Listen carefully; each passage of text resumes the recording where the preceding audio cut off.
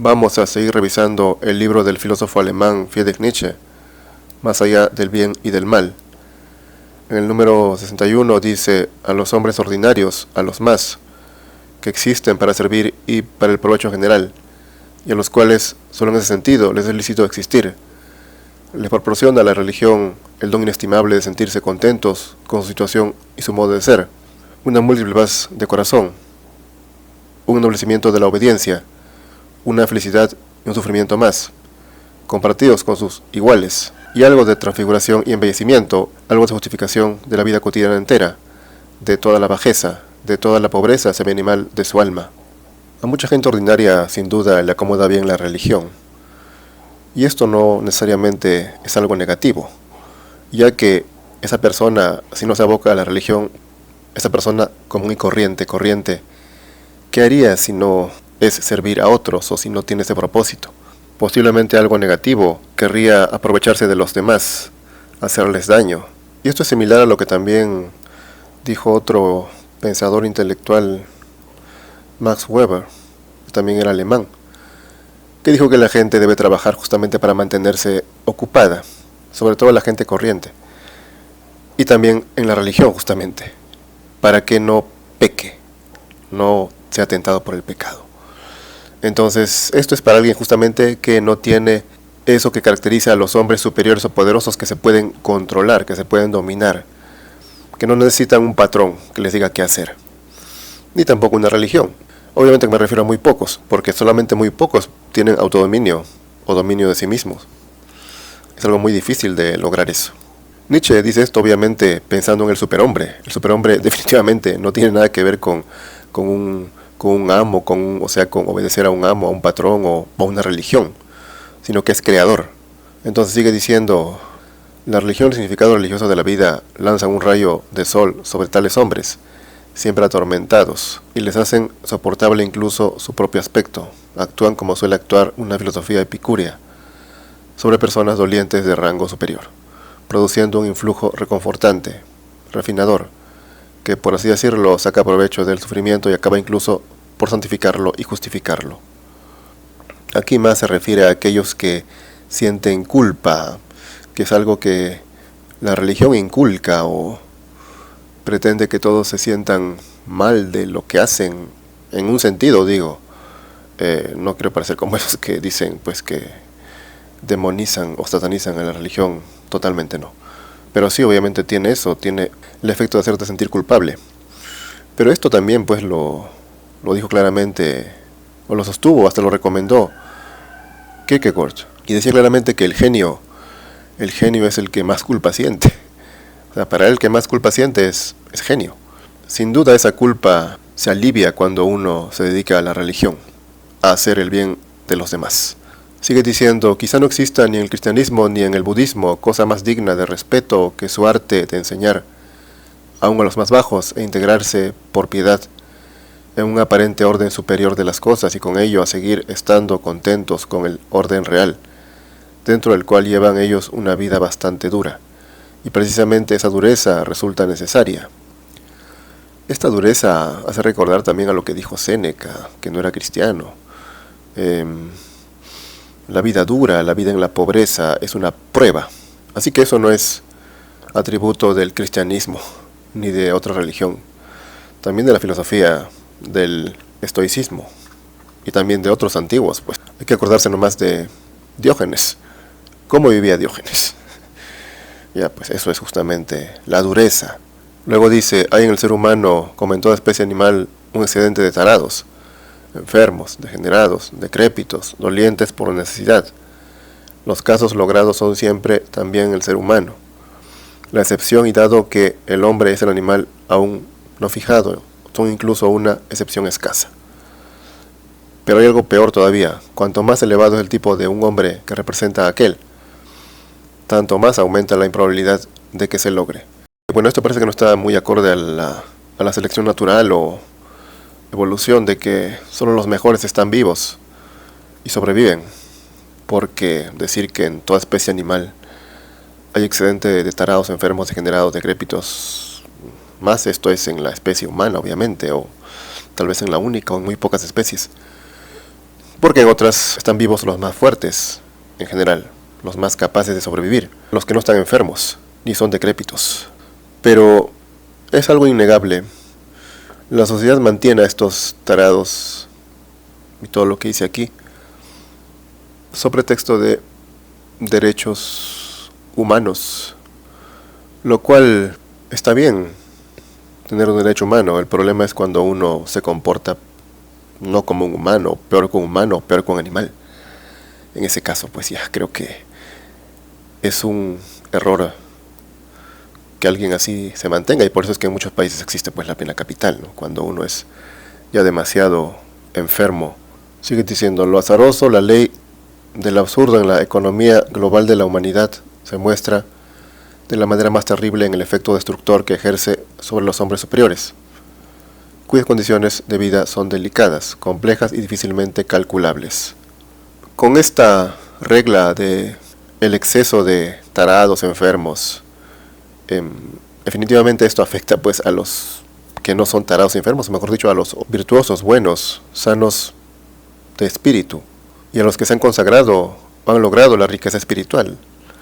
A ellos les afecta, porque mantener a estas personas implica adecuar las costumbres del mundo más que todo para ellos, para estos tarados enfermos de alma, que son, no se puede negar que son muchos. Entonces, el mundo debe ser también para ellos, porque no van a aceptar pues de ninguna manera que los excluyan, menos en este mundo actual que habla mucho de esas palabras, ¿no? Inclusión. Entonces, no van a dejar que los mantengan al margen, sino que el mundo también tiene que ser para ellos, o hecho para ellos. Y esto afecta pues a los que están en la cima espiritual, o a los que buscan eso. Los jala hacia abajo, los arrastra. Es el efecto destructor que ejerce sobre los hombres superiores, o los que pretenden ser superiores, pero los que de verdad pretenden, no los que solamente hablan y leen un poco, o solo frases y creen que con eso ya van a ser superiores, no, a los que actúan. A eso me refiero. Es un perjuicio, definitivamente. Tiene su lado malo, pues no se puede decir que todo es positivo en este mundo moderno. Dice: ahora bien, cómo se comportan las dos religiones mencionadas, las más grandes de todas, frente a ese excedente de los casos malogrados. Intentan conservar, mantener con vida cualquier cosa que se pueda mantener, e incluso por principio toman partido a favor de los malogrados, como religiones paradolientes que son.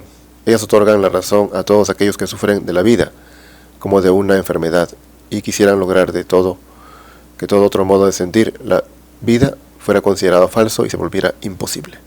Este es justamente la caridad o la asistencia a los enfermos, a los desvalidos, lo cual es que es algo complicado esto de explicar, porque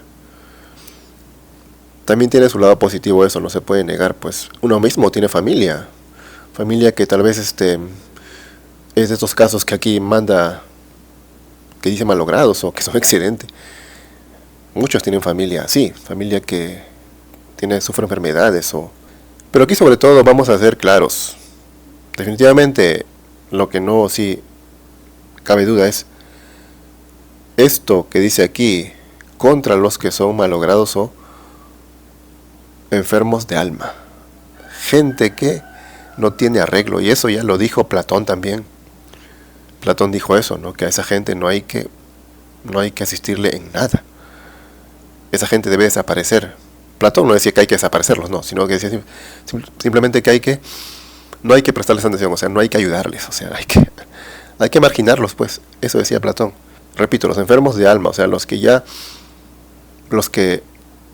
a propósito, pese a que les han enseñado, les han dicho, les han advertido, lo hacen, siguen haciendo sus porquerías, sus necedades, sus bajezas, sus perversiones. Entonces no me refiero solamente pues a la perversión esa, no, sino a todo, por ejemplo, un corrupto, un ladrón de saco y corbata, que es lo que hay más en los países.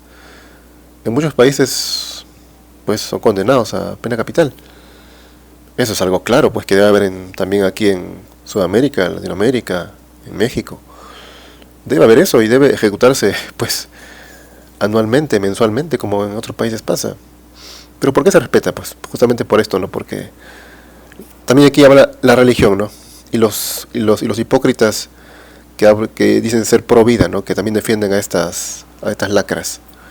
Y creo que más que todo defienden a estas lacras, pues, a estos corruptos.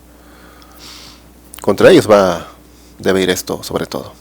Dice después, aunque se tenga una alta estima de esta indulgente y sustentadora solicitud, en la medida en que se aplica y se ha aplicado junto a todos los demás, también al tipo más elevado de hombre, del cual hasta ahora ha sido casi siempre también el más doliente.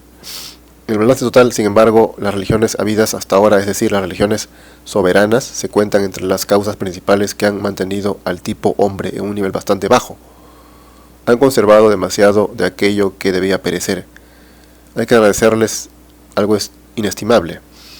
¿Y quién será tan rico de gratitud que no se vuelva pobre frente a todo lo que los hombres de iglesia, del cristianismo, por ejemplo, han hecho hasta ahora por Europa?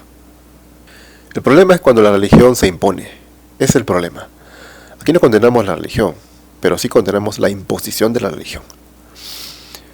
Tenemos pues 100 niños. De esos tal vez 90 son corrientes. Tal vez 10 tienen posibilidad de ser superiores, pero solamente lo va a lograr uno o dos. Uno, tal vez.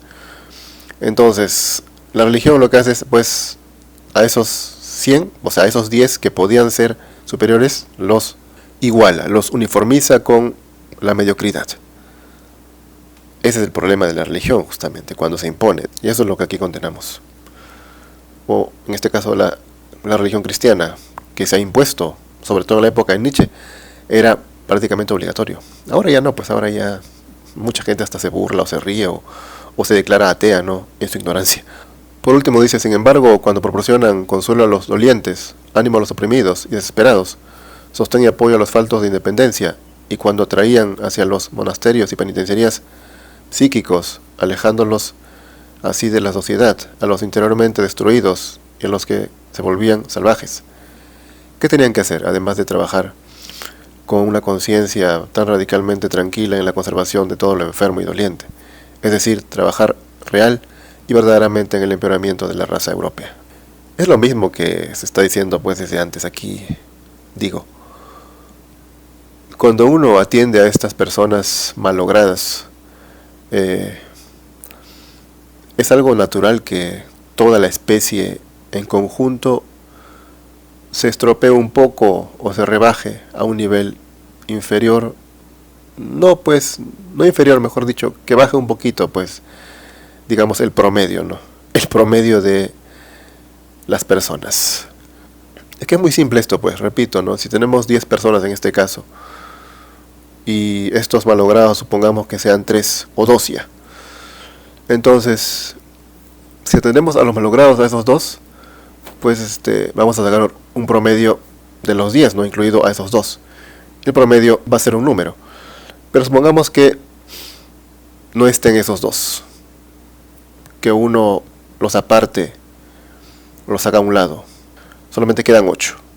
El promedio obviamente va a ser mayor. Y digamos que de esos 8 van a procrear, pues, y van a llegar otra vez a 10. Tal vez ahí se mantenga elevado el promedio, o baje un poquito, pero no sea tan bajo como sería si incluyes a los 2. Entonces todo eso, pues, es algo que no se puede negar, ¿no? Nadie va a negar eso. Y con eso no estoy diciendo, pues, que hay que deshacerse, ¿no? No, lo que digo es, solamente estoy pensando, estoy haciendo un razonamiento lógico. Por eso Nietzsche está vinculado a esos movimientos o a esos partidos e ideologías que acusan de extremos. Es cuestión de solo pensar. Y recalco, sobre esto cabe precisamente la lectura, el diálogo, el pensamiento, pero sobre el tolerar la maldad, sobre todo, repito, de los corruptos, de los que hacen daño a los países, o de los que roban, o de los que saquean, de los que explotan a sabiendas. Eso ya, pues, eso precisamente condenamos, y esa gente, repito, debería ser desterrada. Debería ser, no debería estar, pues, en el mundo. Y eso es lo que pasa, pues, es lo que, hasta en Estados Unidos hay pena capital, ¿no? Aunque creo que no contra corruptos, pero en China sí hay, ¿no? En Singapur lo hubo bastante también. En varios países hay. Son países sabios, pues, porque si averiguamos la historia de nuestro propio país, al menos aquí, por ejemplo, en Sudamérica, también en México seguramente había eso, ¿no? Había, pues, en el imperio incaico o en las culturas anteriores había la pena de muerte. No los toleraban. Y eso justamente es la sabiduría. Y con eso sí estamos de acuerdo. Contra el, entre comillas, pro vida de derecha o el de izquierda progresista que rechazan estas cosas, tildándolas de extremas.